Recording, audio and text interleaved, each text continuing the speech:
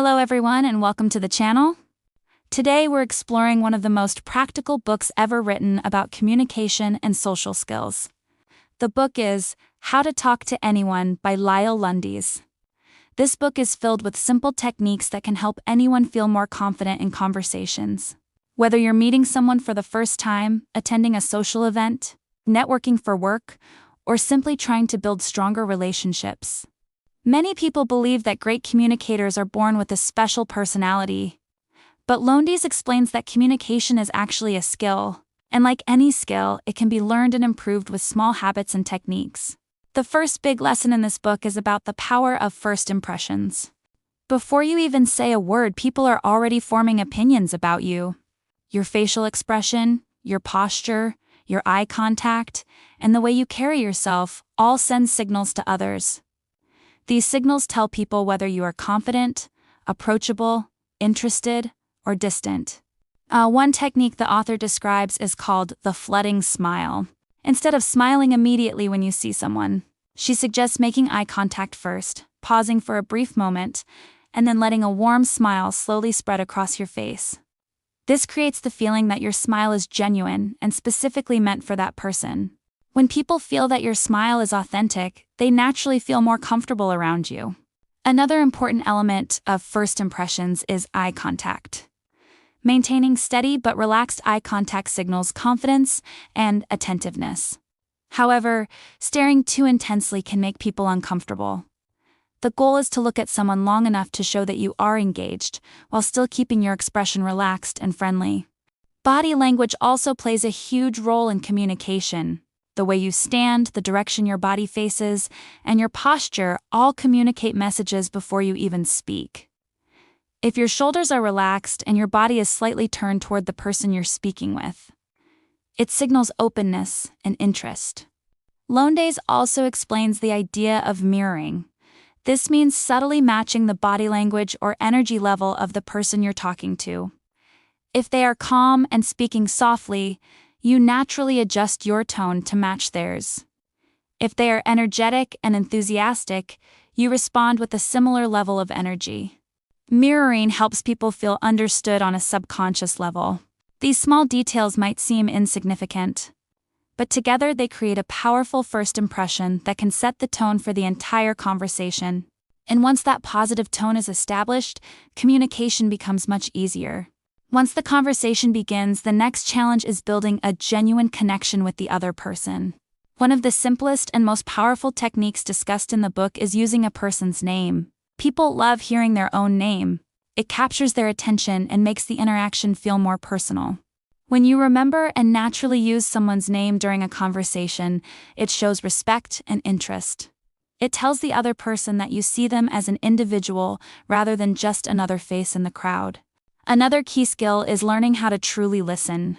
Many of us spend conversations thinking about what we want to say next, instead of actually listening to the other person. But strong communicators focus on understanding before responding. Active listening means paying attention not only to the words someone is saying, but also to the emotion behind them. You nod, maintain eye contact, and occasionally give small verbal responses like, "I see," or "That's interesting." These signals show the speaker that you are engaged and interested in what they are sharing. The author also emphasizes the importance of asking open-ended questions. Instead of asking questions that can be answered with a simple yes or no, ask questions that invite people to share more about themselves. For example, instead of asking, "Did you enjoy your weekend?" you could ask, "What was the most interesting thing you did this weekend?" Questions like this encourage people to tell stories, share experiences, and reveal more about their personality. And when people talk about things they care about, they naturally become more comfortable and enthusiastic in the conversation. Another technique from the book is learning how to make others feel important. Everyone wants to feel valued and appreciated. One way to do this is through sincere compliments. However, the author stresses that compliments should always be specific and genuine. Instead of saying something generic like, "You're great," it's much more powerful to say something like, "I really admire how clearly you explained that idea," or "You have a great way of making people feel comfortable." Specific compliments show that you are truly paying attention. Lowndes also talks about the importance of storytelling in conversations. Facts and information can be interesting, but stories are what people remember. When you share a short story that includes emotions, challenges, or unexpected moments, it becomes much more engaging than simply listing facts. Stories create emotional connections between people. And when emotional connections form, conversations stop feeling like small talk and start becoming meaningful interactions.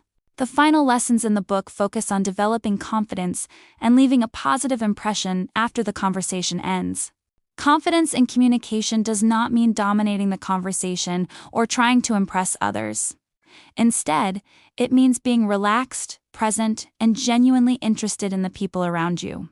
One important idea is that charismatic people often make others feel like they are the most important person in the room. They give their full attention, they listen carefully, and they respond thoughtfully. This type of presence makes conversations memorable. Lowndes also explains that silence should not be feared in conversations. Many people rush to fill every moment with words because they feel uncomfortable with pauses. But small pauses can actually make a conversation feel more natural and thoughtful. They give both people time to reflect and respond more meaningfully. Another important communication skill is knowing how to gracefully exit a conversation. Not every conversation needs to last a long time, and sometimes you may need to move on to speak with other people. The key is to leave the interaction in a positive way. You can say something simple like, "It was really great talking with you," or "I enjoyed hearing your perspective on that." This kind of closing statement leaves the other person with a positive final impression, and those final impressions often determine how people remember the entire interaction. In the end, the biggest message from How to Talk to Anyone is that successful communication is not about being perfect, witty, or impressive. It is about making others feel comfortable, respected, and valued. When you focus on listening, showing genuine curiosity, and treating people with warmth and kindness, conversations naturally become easier and more enjoyable. These small techniques, smiling warmly, maintaining eye contact, using names, listening actively, asking thoughtful questions, and sharing meaningful stories, can transform the way you interact with others. And over time, they help build stronger friendships, better professional relationships, and deeper human connections. Thank you for listening to this summary. If you enjoyed this video and found these ideas helpful, don't forget to subscribe to the channel and join us for more insights from powerful books on personal growth and communication. And remember, every conversation is an opportunity to connect, learn, and grow. I'll see you in the next video.